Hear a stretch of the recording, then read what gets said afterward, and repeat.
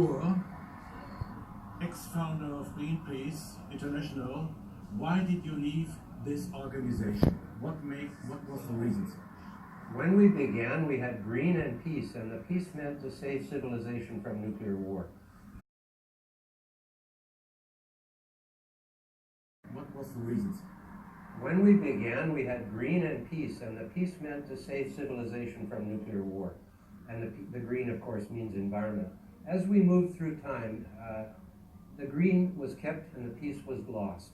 And so finally, by 15 years later, I'm still a director of Greenpeace International, and I find my fellow directors are saying that humans are the enemies of nature. Humans are the enemies of the earth. And I cannot believe this, because humans are coming from the earth. We come from nature, like all the other animals and plants on this planet.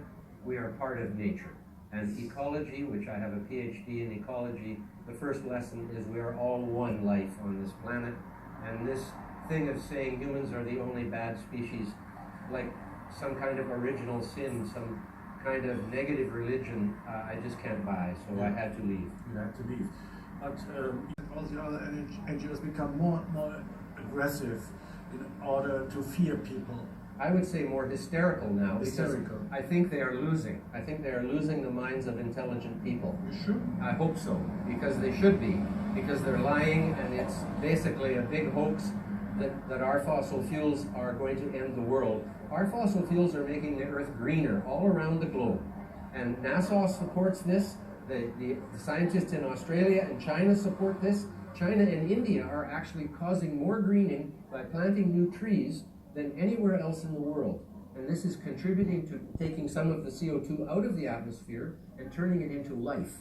And then we can use the wood from those trees, which grow all across the planet, in order to build our tables and houses, and big apartments even can be made of wood now. They've learned how to do this.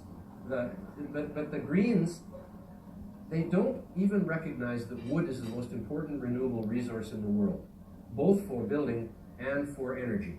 Because still 2 billion people use wood as their main source of heat for cooking and heating their homes in parts of the world. And of course, wood is used for construction. Of course. What else is, what other building material is renewable besides wood? Okay. Really none. Last sentence. What would you describe Greenpeace now? How would you describe this organization? A parasite on the society. That's how I describe them, a parasite on our society. Patrick Moore, thank you very much for your statements. Thank you, Michael. You said that Greenpeace has nothing to do with science, or had from a certain point on nothing to do with science anymore. It's only a political organization. Yes, and the problem there, I think, was when we took on the toxic issue. In 1975, the rivers of Europe were mostly poisoned and dead by factories putting their waste in there. And we were responsible with a riverboat called the Beluga for bringing this to the public's attention. But the problem is, like with whales, you don't need to be a marine biologist to have a good reason to save the whales. You don't even need to be a nuclear physicist to be against nuclear weapons. It's obvious. But if you're going to deal with toxic chemicals, you need some science, because there are some toxic chemicals which are beneficial, and chlorine is the one that comes to mind, and that was actually one of the reasons I had to leave Greenpeace. Is my fellow directors, none of whom had any science education, decided we should ban chlorine worldwide. Well, chlorine is the most important element for public health and for medicine.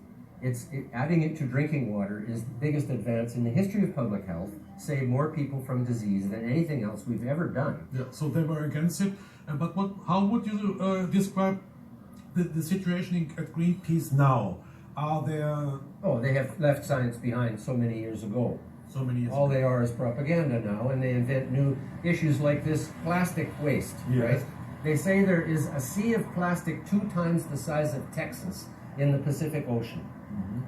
And then they draw a picture on the internet with Photoshop to show these big patches of plastic. It's not real. They're doing it, photoshopping it.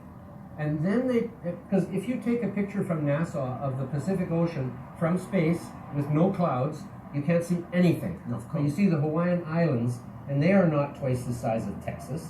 They're only small. Yeah, there's nothing there.